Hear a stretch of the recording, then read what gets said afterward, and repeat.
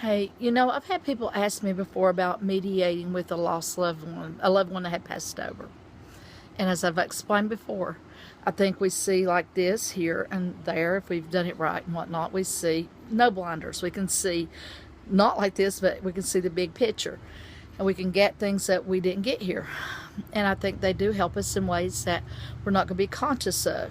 I think that they may visit us in dreams and do other things, again, in ways that we're not going to be aware, but they do help us and guide us.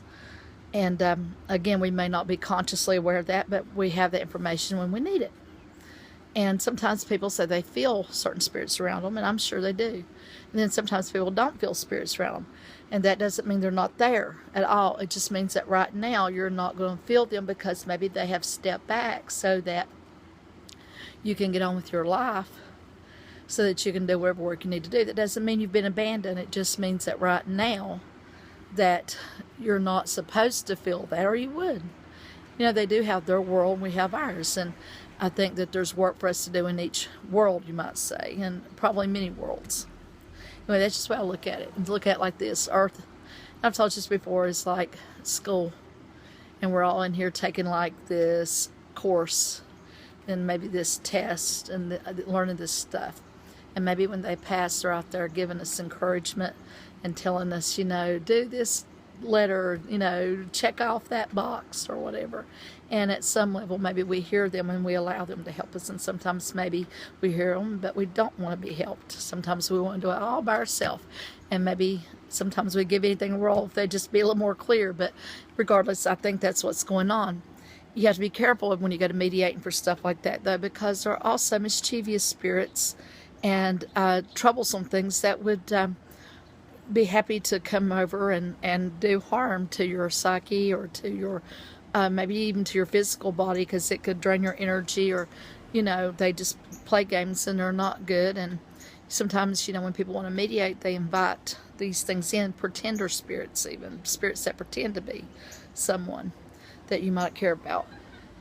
Anyway, one thing you can do, though, that might be helpful if you want to do that, is just simply get yourself very calm. Think about that person that you love and lost as if they were right there in the room. If you just open your eyes, they'd be there. And then just talk to them. Talk to them. Tell them everything that you feel and get that out. And sometimes that can be very helpful.